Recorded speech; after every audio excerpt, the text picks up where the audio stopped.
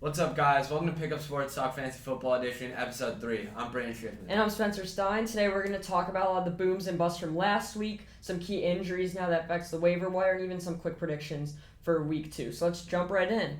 Brandon, I know we had some debates last week in the regular episode about how good the Bills would be, and I did say the Bills would take a step back, and that's exactly what Josh Allen did Week 1. He kind of busted. He only had 17 points. That's decent for a quarterback, but Josh Allen's supposed to have more. Steelers defense I understand is good, but do you think this is going to be like more of a trend or just kind of an outlier week? If I had to say so myself, I'd say it's an outlier personally. You could totally disagree with that, but just because of how good we saw he was last year, I think it'd be hard to count him out after one bad week. You know what I'm saying? I mean, yeah, I'm going to stick with my prediction that he's going to take a step back this year overall. I don't think he's going to be as good. But I definitely think last week was not like the average Josh Allen. He scored 17, but I still didn't think he looked incredible. So I would say going forward he'll be better. He'll look better, especially against weaker defenses, but he's not going to be that second best player. You predicted him to an MVP. I told you there's no shot, and I stick by that. Yeah, I'm not counting him out quite yet. I mean, after all, it wasn't his best game. He had 270 yards and one touchdown, which isn't a horrible game by any means. I mean, compared to what we probably expected of him, it wasn't great. I think it was more so, like, we're not going to get into it completely here, but I think it was more so just a loss on the Bills than a loss on Josh Allen. That's true, and I also did say Stephon Diggs would also take a step back this year because he goes along with Josh Allen. I think he's still going to be not too bad. Obviously, I don't think each of them are going to have terrible seasons. I just think they're not going to do any better than last year. If they're lucky, they'll match it, but after Week 1, it looks like they won't be matching it. So we're agreeing that this bust was not a trend, for the time being at least. I think he's going to keep underperforming, but not to that extent. So, happy medium. My one thought is, just really quickly, he only was, I think, 2 or 3 under his projection. I think he was projected 20. He had 17. Not a horrible game. No. But I think his standard might go down as time goes on, and then when he starts to overperform towards the end of the year, which has been my prediction all along, I think that's when his name will be in the medium. It's just kind of like that him and Mahomes were the 1 and 2. And Mahomes put up 33 and Allen put up 17. So it's like I could see Josh Allen meeting his projection consistently, but I don't think he's going to have Mahomes-esque type weeks where he scores 20, 20, 20, then 40. He's going to have the 20, 20, 20, 10. Yeah. So that's the difference, that they're both going to be consistent, but Josh Allen will bust more and Mahomes will boom more. Yeah, I agree with that take. Now, the happiest thing of my whole Sunday was Green Bay. It seems to be the biggest talk in the NFL. Green Bay lost 38-3 to the Saints. They were not themselves at all. They were not themselves at all. And that includes Aaron Rodgers, who scored 1.3 points. With 3 interceptions. And no touchdowns. They scored 3 points. And I think he had 2 interceptions. They were both awful. I think he had 3. The one in the red zone, he didn't even throw it near Devontae Adams. He threw it right to the defender. And the deep pass was just him getting frustrated. So I think I trust his talent, but I think he's frustrated with the Packers. And I think Week 2 is going to be very telling. Because Detroit honestly looked better than I thought. They still looked bad. It's a Monday night game. And I think the fans will see how they respond. Obviously, it's been known that the fans are more with the franchise than the player always. And that includes this situation with Rodgers. They want him to stay. But they'll side with the organization if he gets traded. And I think it's going to be very telling if he scores, around... I think they're going to win, obviously. But if he, blows them out and gets, gets more than 20 points, I think that's a big deal. And then you could trust him. But if he puts up another 16, even just against the Lions... below 15. Basically anything below 20. Fail. Yeah, even 20. Just because that Lions defense isn't seen as a good one. They just lost Jeff Okudah, who's one of those guys who, was seen as a bust going into the year. Now he's not even going to play, really, this year. That's a guy that you hate to see go down just because I wanted him to have a big year this year. I didn't think he would have a big year, though. But it's not just Rodgers. Adams somehow did get 10.5 with Rodgers, so I trust him. I trust him going forward. I think that's more of an outlier. Tunyon with 2 receptions. I don't trust Tunyon whatsoever. I'm starting to regret that pick. I know you have Tunyon and Gronk. I trust Gronk a lot more. Yeah, I'm starting Gronk. But it's Aaron Jones that I also don't like. I didn't like him going into the season. 3.6 points or something. He put up 4.2, and I trust Aaron Jones a decent amount. I don't think he's going to have a terrible season, so I wouldn't count him out now. But I do not think he's going to be a first 2-round pick next year. I think he's going to. It looks like he's going to be a middle of the. I think he's going to be where David Montgomery. I think David Montgomery takes a jump up, but I won't get to that right now. Yeah, definitely. Some more running backs had terrible weeks. All Week 1 running backs. Basically, pick 3, 4, and 5. Zeke, Derrick Henry, and Saquon. Zeke, we kind of both said would have a bad week. Saquon, no one really trusts at the beginning of the season. Just because he's hurt, he's on snap count. And I really don't like that they're playing Thursday night. I want them to restrict him as someone who might trade for him. But it's Derrick Henry's the biggest surprise. It was crazy. I just want to say quickly, the Titans, their entire team, other than A.J. Brown, kind of seemed to bust. Yeah. And I've never seen That Arizona defense looks so dominant. Chandler Jones had one of the best week 1 defensive outings 100%. of any player ever, which is unheard of against a team like Tennessee, who we expected to have arguably the best offense in football. One of them. I'd say top 5. Yeah, I agree. So, if you want to hear our opinions on this game overall and how we evaluate the Titans and Cardinals going forward, please check us out, our regular episode. But fantasy-wise, I still trust the Titans going forward. Absolutely. And I think A.J. Brown still put up 15, and Tannehill still put up 15 despite getting smoked. Julio, I've never trusted. We talked about last week how I've never been a huge fan of Julio, and I don't trust him this year on Tennessee, even though he could get more open. And I think, obviously, he's going to score more than 6 every week. It's not time to sell him. Yeah. I do not like selling players after week 1 just because they had a bad week. But I think Julio's going to be around, the 12, 13, maybe even 11 points range. But the big question is Derrick Henry. Do you think he's going to bounce back to be his full self all year? Absolutely. I have no fear that Derrick Henry will not have some form of a top-tier running back season just because of how dominant he's been. And I think a large reason why he didn't get much play or many stats in fantasy was because when he was playing and when he was in the game, wasn't getting the ball much. It just seemed like an offensive coordinator's choice. And then when they went down, you can't use a power back when you're 3rd and 20, when you're down 15 in the fourth quarter. So what I'm saying is their defense affects Derrick Henry. Yes, absolutely. If they had a better defense and they were in that game, Derrick Henry would have probably had 15 to 20 fantasy. The Cardinals are very good, and it's such a shame they're in that division. Because said last week on the regular episode, they'd be the best in the North. They'd be the best in the North and the East. And it's a shame that they're probably coming 3rd or 4th in that division. But I think Derrick Henry, last year, I predicted that he was going to have a bad season. I did not like his value. Obviously, I turned out to be wrong about that. This year, I'm not going to predict that, but I'm going to say I don't know if he's going to finish top 5. Just because it's about time that his lack of receptions might start hurting him.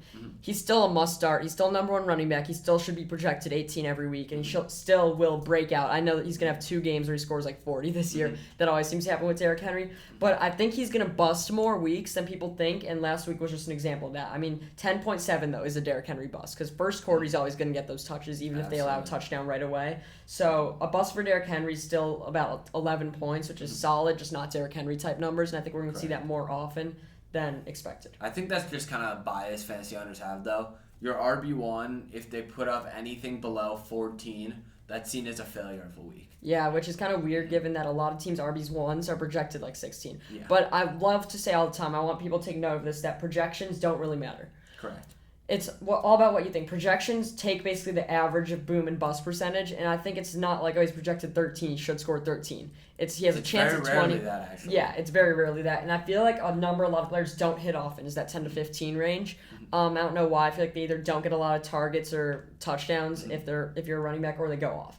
So I'm not sure about that. Another running back that we expected to have a better week in that division was James Robinson against Houston. I thought he was going to have a great season, and this is the first guy we've talked about that actually has affected my opinion on him. I think his stock has gone down. His stock is near the floor. He had 8 touches against arguably the worst defense in the NFL.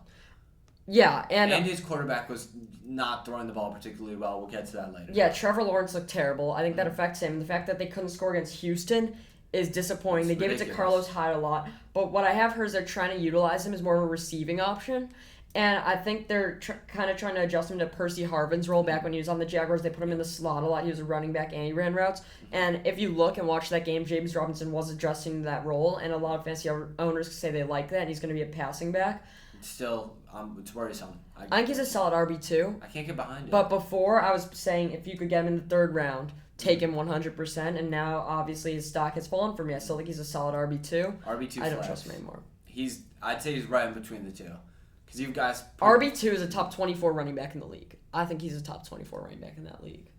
After week 1, I'm not disagreeing with you. What I'm saying is if he continues that week 1 performance, I don't know if I could argue that. Obviously, if Christian McCaffrey scores 8 the next 2 weeks, not McCaffrey, but if James Robinson scores 8 next week, he's going to be downgraded to maybe even bench. Yeah. So we'll see about that. Wide receivers, let's go to the Thursday game. Mike Evans did not look great, even though that Buccaneers offense kind of exploded. Does that give you any worries? Just a little bit, just because it seemed that there were 3 receivers on the field who were getting priority targets over him, and AB, Gronk and Chris Godwin. All three of them had great games. We won't really get into that right now. But yeah, I'm a little worried if I'm an Evans owner right now, just because I'm starting to realize you and I have kind of agreed over the past couple years. It's hard, actually, since Tom Brady got to the Bucs for the last year or two. It's hard to trust a Bucs receiver on any given week. Yeah, I was about to say you're wrong about not trusting him, but everyone going into drafting him should have known that Godwin and AB are going to have their games, and I love AB this season just because I think he's just as competent as Evans and Godwin to go off, but Evans is still the most likely in my head every week to go off. So although last week wasn't his time, I think majority of the weeks it'll be Godwin or AB or Gronk busting, but I do trust Gronk. Yeah. I think Gronk... He got the second most targets. He's also the end zone target, and now Brady's really, getting back in his rhythm with him, because I think he wasn't there week 1 last year. He might have been, but he, was out of retirement, all that stuff. So I do trust Gronk. But AB, Evans, and Godwin, each week, I think there's no way all three of them go off. But I think they're all starters. AB's fringe, I'd still start him this week, definitely against Atlanta. At flex, 100%, but I trust Evans still. So speaking of Atlanta, a big talk has been a second-round pick in Calvin Ridley. Only at 10 points. Kyle Pitts, I believe, at 1. Or maybe 2. Wait, do you have Ridley? Forgetting. I do have Ridley. How'd that feel? Felt not great, just because the other receivers that went in his round had great weeks. Example, DeAndre Hopkins. But as a Ridley owner, I'm not freaking out quite yet. I'm getting to a point. Don't blame it on Ridley. It's all the Falcons. I mean, Russell Gage had 0. Cordell Patterson, even though he's a running back, had 8.7. Mike Davis had 10. Their Kyle highest Pitts fantasy 1. score was Mike Davis with 10. And 10.2, and Ridley at 10.1. It's the offense looked horrible, and the Eagles' defense isn't even good. So if I'm scared as an owner of Ridley, I'm scared as a Falcons owner of any player. So it's not necessarily about Ridley, it's about that offense. I mean, Matt Ryan putting up 7.3 was shocking. Yeah, I agree. And they made Philadelphia look really good out there, but what I have to say is no matter what, I'll hold Ridley just because I know that there will be games where he'll randomly go for 45. Obviously, no, Ridley's not even in consideration to be benched. It's just that I don't know how much I can trust him, and I do think he's going to have another down week against Tampa. Ooh. Even though Tampa's secondary got a little banged up, I think he's going to have another down week. And with going to Pitts, the talent's there. I watched him at Florida before I was hearing all these things about him. I was watching him. I was like, that guy's really good. I wonder if people know about him. And sure enough, a couple weeks later, he's in the Heisman watch. If it wasn't for him being hurt, he might have been tight end Heisman, which I don't think I'll ever see. So I don't trust him though that much going forward just because he's a rookie. Yeah, I agree. Rookie tight ends are always risky. But I love their trade for Julio. Now it's going back well, but I think that was a good move for the Falcons overall. Let's get to booms. This is what I'm excited to talk about. We talked about Tennessee, Arizona. Let's get to the other side.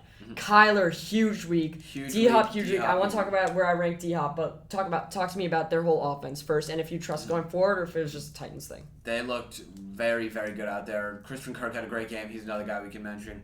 D-Hop and Kyler, honestly, one of the most fun duos to watch in football. I wouldn't be surprised if they're top 2, I'd say, receiver and quarterback duo behind Mahomes and whichever one of his 2 main receivers he's taking. So, in my head, I put Mahomes the clear number 1 quarterback in the NFL, and fantasy-wise, by the way. I think 2 might be Kyler. The only debate for me is Lamar. I think Kyler's 2. I think Lamar's 3. I think Russ is 4. Russ is good. You love Russ. I love Russ.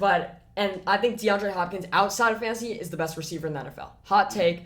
Tyreek Hill's great. Tyreek Hill's great, but he's a deep threat, and I don't know how good he would be without Kelsey and Mahomes.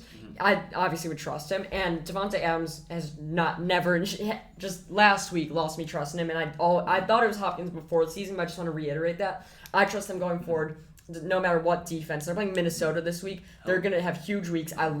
As I said going into the season, I said I love Chase Edmonds. He scored 14.6 and showed promise. Only thing I'm worried about is James Conner. I know he only had 5.3, but he was in the backfield a lot. But he seemed to be the backfield when they need blocking. Don't like AJ Green.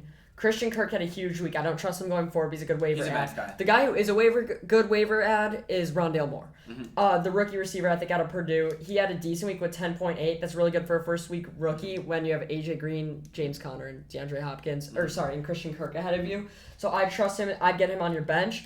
But I really like Kyler as possibly the second quarterback this year, and Hopkins the first wide receiver. I love that duo. If you could trade away your good player, try to get that connection. If you could get them both on your team, I think that's huge. That's something I advocate for. That is a league winner. Another duo that was extremely fun to watch coming way back to Thursday night, Dak and Amari. What were your thoughts on that? So I know we kind of had a little Twitter debate about Dak, and if you guys want to see our Twitter debates, which are seeming to happening a lot now that football season's back, you could follow us on Twitter. But Dak didn't look great. Dak looked great. Dak looked really good to me, but his completion percentage I didn't love. So Dak as a fantasy option, I think is only going to get better though. So if you saw that Dak scored 27.42, I think he didn't play at 27 level, but I think he's getting there. So that's how I kind of evaluate Dak. Amari Cooper and CeeDee Lamb scored 39 and 23 respectively. That's insane. I think you could trust them both going forward. Yes, I truly do. Completely agree. I think both of them are getting a fair amount of touches. I think my one fear would be about Ezekiel Elliott, how many of those passing options he'd take with them running the ball. But honestly, for the time being, like you said, I trust Buffalo. I don't think Zeke's going to get that many passes, but I definitely trust Zeke going forward. I just want to say it. Stop the Zeke slander. If he has a bad week this week, we'll see, but I really trust him going forward. My opinion has not changed for him since when I drafted him. My opinion is the same. I knew he'd play bad against Tampa. He simply didn't get touches. One play that scared me was when they're on the goal line. Basically, he got a pitch and in one-on-one coverage didn't get in there. He was a missed block away from a touchdown.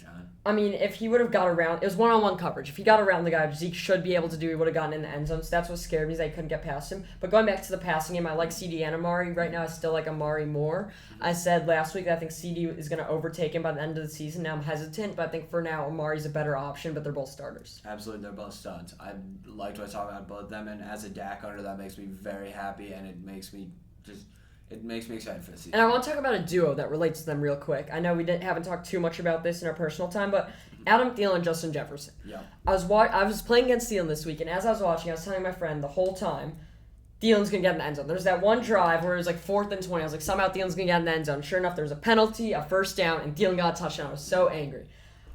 Justin Jefferson's more talented. He's a better player. The better open field threat. He's better open field threat. I personally like Thielen more than him. I'm going to go out and say the red zone target? Because the red zone targets every year. Kirk Cousins goes at him in the red zone. Every year everyone's like, oh, he's going to flop because it's Thielen. Last year when Jefferson took over, people weren't looking at Thielen. They're looking at Jefferson saying Jefferson's good, therefore Thielen's going to play worse. They weren't actually seeing that Jefferson was playing good, but so was Thielen. I think Thielen, for now, is better than Justin Jefferson because he gets the red zone targets, and it's not necessarily that he's better in the red zone, it's that Kirk Cousins will give it to him in the red zone. You want to hear my hot take? Yeah. Justin Jefferson has more boom potential in any given week, though. Because Jefferson... Obviously. I mean, if he catches one deep touchdown, he's set. And Jefferson's still, going to get the ball more. Even though I like Thielen more in the red zone, Jefferson, I'd much rather have Jefferson. The better receiver. If I was it's that simple. Jefferson's a better receiver, and I'd almost rather have him than Thielen just because he's an open threat guy and gets more targets. That's good for PPR. He's one of the best route runners in the league. He is, and he's still improving. And it could have just been one outlier, but I've always thought that Thielen's the red zone threat, and going into the draft, I thought Jefferson should still be drafted ahead of Thielen, but I thought he was being drafted too early, and I thought Thielen was maybe going it too late, so I think Thielen will keep up his good play. I don't think that's an outlier, but I think Jefferson will be scoring a lot. But the Vikings offense I don't like. I don't like their team overall. It should be so good, though. Offense. Dalvin scored exactly what he's projected. He scored 20.4. I think Dalvin's going to keep that up. And I think Jefferson and Thielen will keep up their numbers. The only thing is I don't know how many touchdowns they're going to score. And Thielen seems to be almost touchdown dependent. So Thielen's play depends on the play of the Vikings, and I really don't like them this year as a team. Yeah, no, it was they definitely looked pretty good, both of them, which was good, because sometimes in a loss. Yeah, in a loss. We'll talk about that on regular. So let's get to a running back that wasn't expected to be this good, and that's Tyson Williams. Yep. I picked him up just in the nick of time when Gus Edwards got hurt. The Ravens are so unlucky. They've had 3 running backs go down, and now they've signed Le'Veon Bell, Latavius Murray, Devontae Freeman. That backfield's crowded. Do you think Tyson Williams stays the number 1 back? For the time being, yes. I know that Latavius Murray was getting red zone runs, which I think is a little scary if you just got Tyson Williams. But to be honest with you, I think he looked really good out there. It looked super promising, and as long as he keeps getting touches, keep him on your team. And the Ravens running backs get touches, and I honestly do not think Latavius Murray will overtake him. It's just a question as if Tyson Williams has one bad week, does Harbaugh panic and just give it to Le'Veon Bell or Devontae Freeman? That's who I'm more worried about. If it was just Latavius and Tyson, I'd say, okay, if Tyson has a bad week, they'll give it to Latavius, whatever. They'll have a multi-dude backfield. But even though I don't think Le'Veon Bell's going to be good if he plays, it's just the feeling that at any point Harbaugh could say, I don't trust Tyson Williams. He's young. Let's just send in Le'Veon or Devontae. And even if they're playing bad, they still might get carries every once in a while. So that's what I'm scared about. But he has the talent.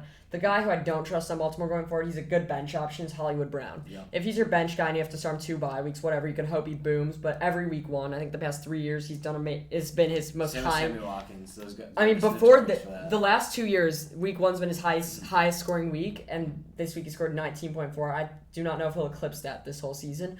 I think he might once, but I got to stick with the trend, so I think that was a bit of an outlier week. Mm-hmm.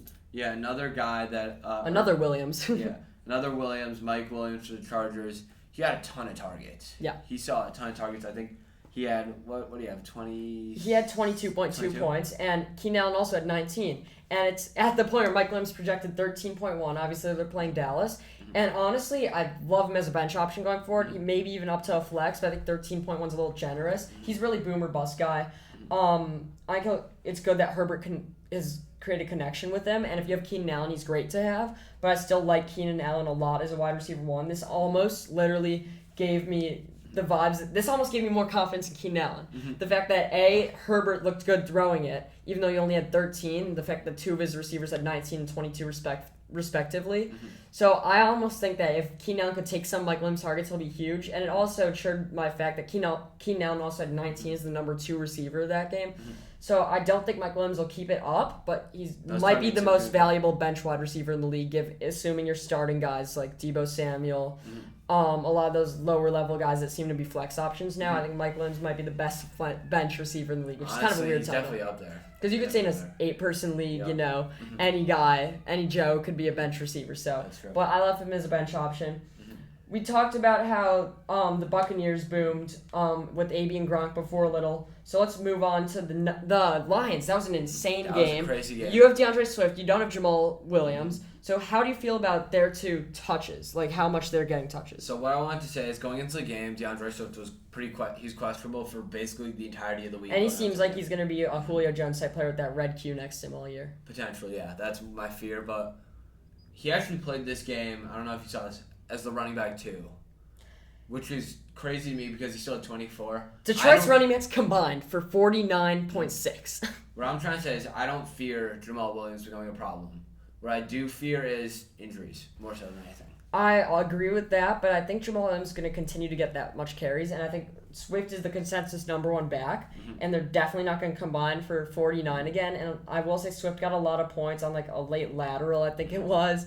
But Swift and Williams together, I think, could combine for 30, maybe 35 a week. I just still think Williams is going to get a good amount of points. I could see them getting, 12 and 15 every given week, 10 and 15 maybe. So I still like Jamal Williams' production. I just don't think they'll combine for that many points again. Yeah, I wouldn't start Jamal Williams just because even if I didn't have DeAndre Swift, I just don't completely trust that first game. Yeah, and switching to the other side of that game, we talked about Deebo earlier. I know me and you have had a lot of conversations about him. What do you think about his, if this was an outlier or a trend? I'm not going to call it an outlier yet. I think it was probably going to be his biggest game of the year. I know that he last year even had a couple huge games like this, but I wouldn't say he's quite there yet where I can trust him and say that he'll put up 20 a week or even like 18 a week.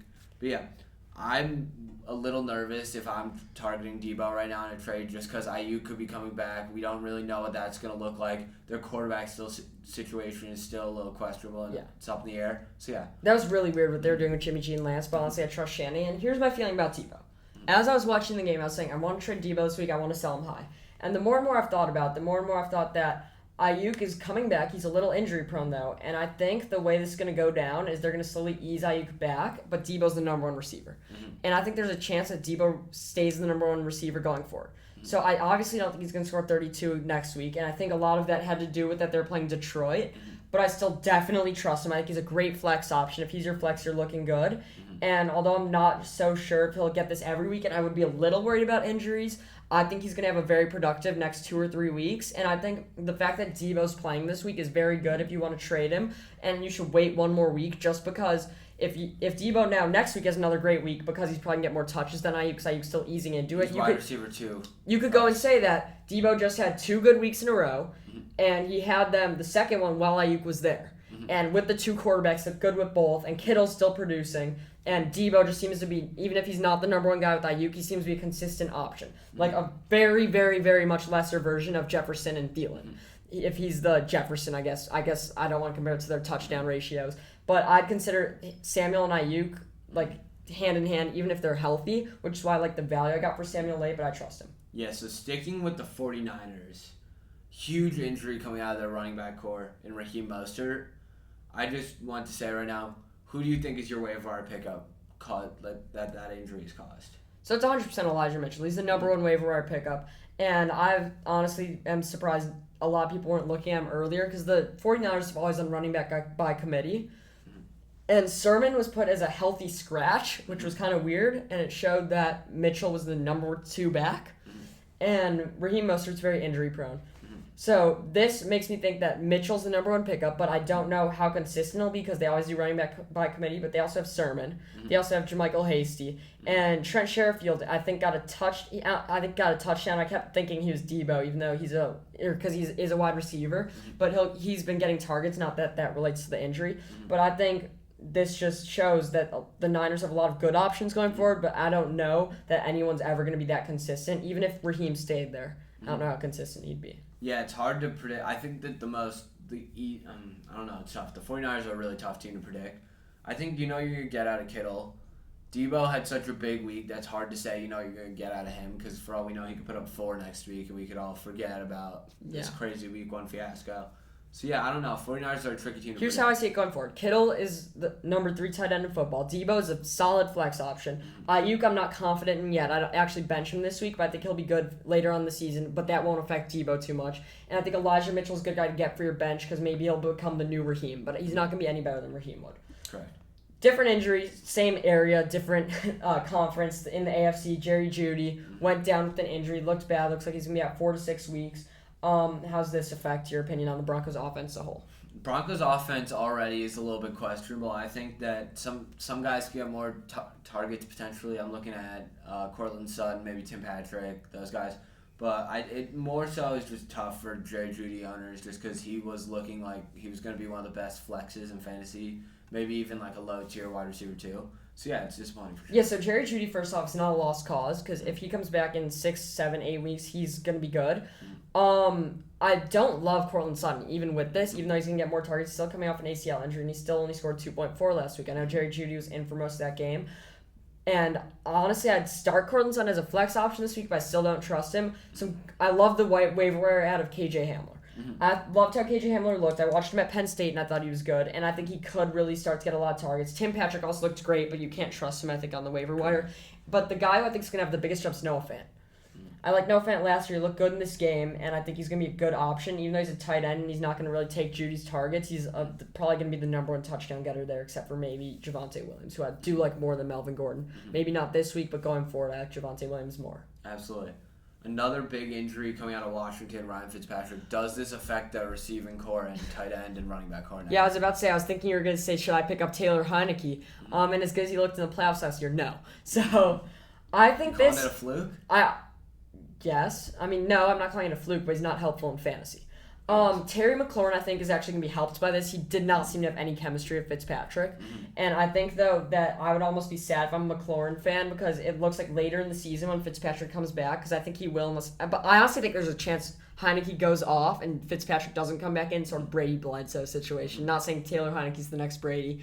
But I think this helps McLaurin short term, but long term he won't develop as much of a connection with Fitzpatrick. And I almost think it might be time if Heineke gets them wins while Fitzpatrick's out. I think they should stick with him. They have no reason to switch it up. But it all depends on Heineke's play. Logan Thomas honestly doesn't change my opinion of basically anyone else.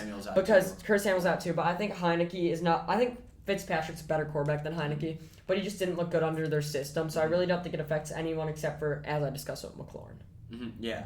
So now you guys have heard some of our waiver wire moves. Quickly, you guys get to hear our rapid fire moves. Spencer, who's your guy? I honestly like Zach Pascal. I was hoping the Bears trade for him. I don't love him. I honestly don't love the waiver wire this week outside of Elijah Mitchell. I thought it was kind of mediocre. I personally didn't add anyone. But Zach Pascal's a good option. That Colts offense, he's not going to be started. But, if Pittman goes down too, he's the number 1 receiver. So I guess just for that reason. One guy I'm pretty high on from Philadelphia, Kenneth Gainwell. 1 week wonder. You think he's a 1 week wonder? Yeah. I think I see Miles Sanders getting hurt and him potentially getting a good amount of touches somewhere.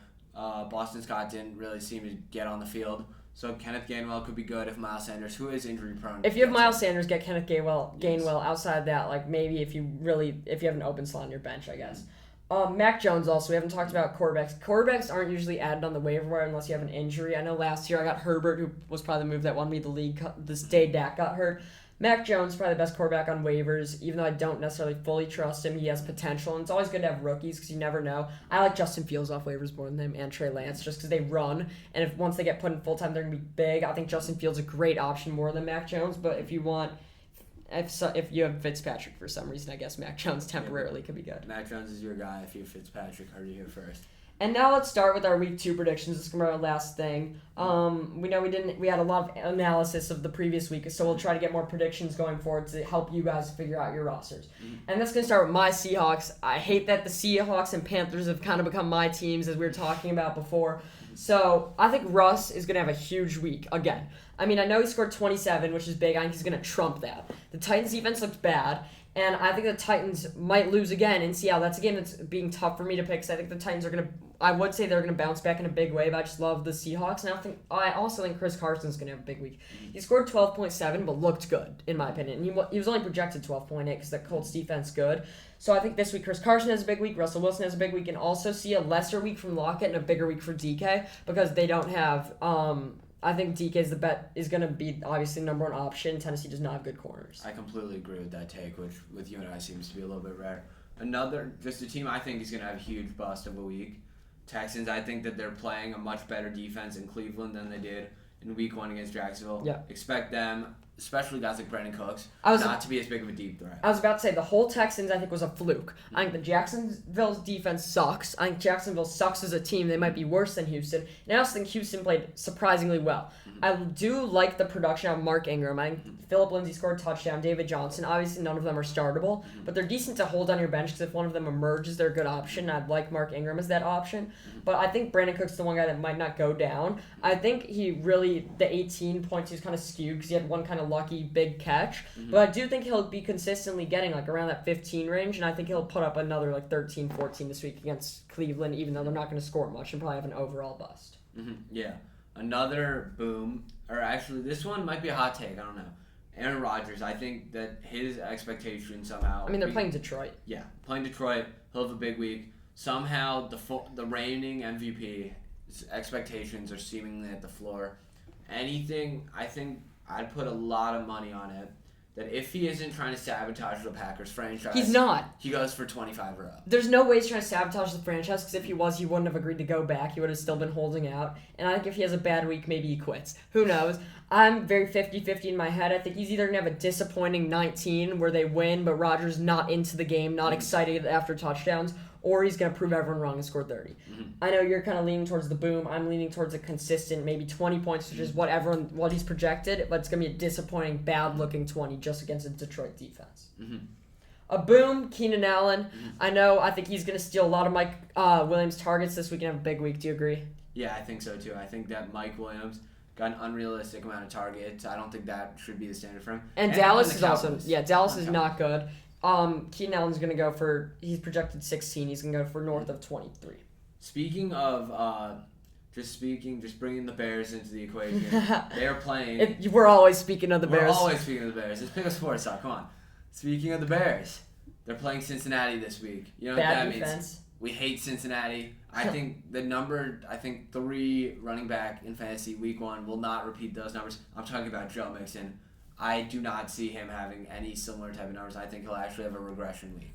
I'm a bigger Bears fan than you, considering that 2 years ago you were a Patriots fan. I don't want to talk about it. So I did not need that's to why it hurts. Yes, it did. So that's why it hurts me to say that Joe Mixon, I think, is not going to bust. I don't think he's going to have nearly as much as last week. I don't think he's a consistent 25-point per game getter. And if you can trade him for someone good like Allen Robinson, who he's playing, you should go for it.